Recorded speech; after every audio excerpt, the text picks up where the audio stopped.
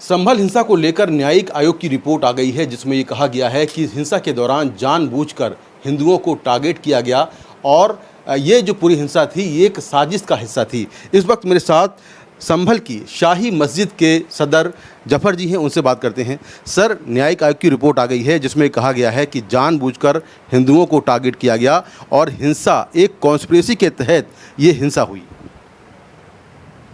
मैं यही कहना चाहूँगा कि जब तक मैं उस जांच रिपोर्ट का अवलोकन नहीं कर लेता हूँ कि उसमें क्या कहा गया है क्या नहीं कहा गया है, इससे पहले मैं कोई भी प्रतिक्रिया देने में असमर्थ हूँ।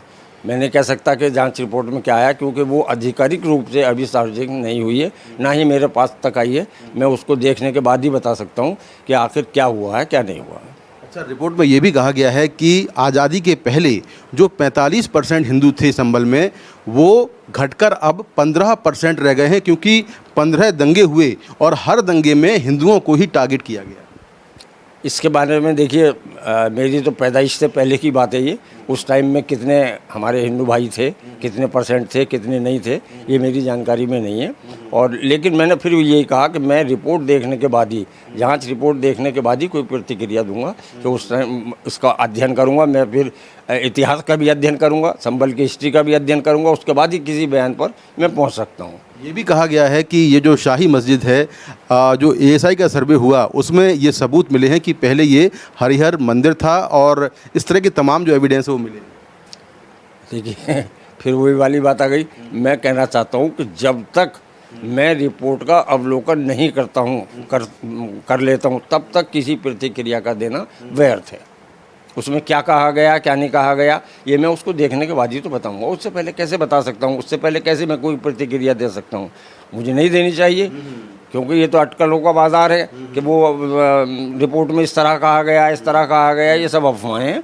ये जब तक पूरी तरीके से रिपोर्ट 450 पेजेस की है, उसे पढ़ने में भी टाइम लगेगा और सारी चीज़ देखने में टाइम लगेगा। उसके बाद ही किसी तरह का कोई स्टेटमेंट रिपोर्ट पर दिया जा सकता है। सांसद जियाउर रहमान बर्क के बारे में कहा गया है कि उन्होंने हिंसा को भड़काया, नमाजियों को भड़काया। उनके बयान के बाद जो हिंसा है वो भड़की। उन्होंने कहा कि हम देश के मालिक हैं और हम देश पर राज करेंगे, इस तरह की बातें उन्होंने कही। आपको उसके बारे में मालूम है कि इस तरह के बयान दिए थे उन्होंने? देखिए, ऐसा है कि रिपोर्ट में किन बयानों का जिक्र किया गया है, किन बयानों का जिक्र नहीं किया गया है, ये सारी बातें जो हैं रिपोर्ट को देखने के बाद ही तो पता चलेंगी। इससे पहले कैसे बता दिया जाए कि उन्होंने क्या कहा था, जियाउर रहमान साहब ने क्या कहा था नहीं कहा था। ये तो रिपोर्ट आने के बाद रिपोर्ट का अवलोकन करने के बाद, रिपोर्ट पढ़ने के बाद, उसी के बाद कोई रिएक्शन दिया जा सकता है। उससे पहले कोई भी रिएक्शन मेरी तरफ से नहीं दिया जाएगा। हिंसा के मामले में आप भी मुख्य आरोपी हैं, 4 महीने आप जेल में रहे। आपको पुलिस ने क्यों गिरफ्तार किया?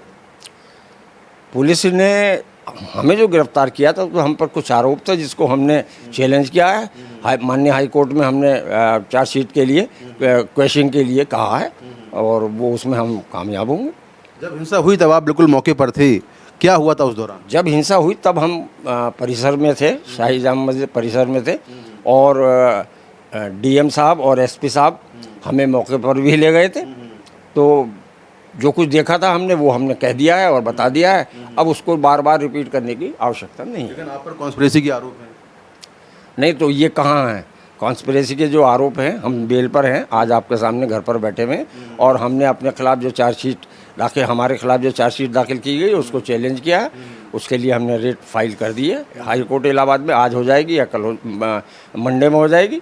तो ये आरोप जो है निराधार है। तो बिल्कुल ये हैं जफर साहब, जो कि संभल हिंसा के आरोपी भी हैं और शाही मस्जिद के सदर भी हैं। इनका कहना ये है कि जब वो रिपोर्ट आधिकारिक तौर पर इनको मिलेगी उसके बाद ही उसके बारे में ये कुछ बता पाएंगे। संभल से कैमरा पर्सन स्टीफन एंथोनी के साथ मैं मुकेश सिंह सेंगर, NDTV इंडिया।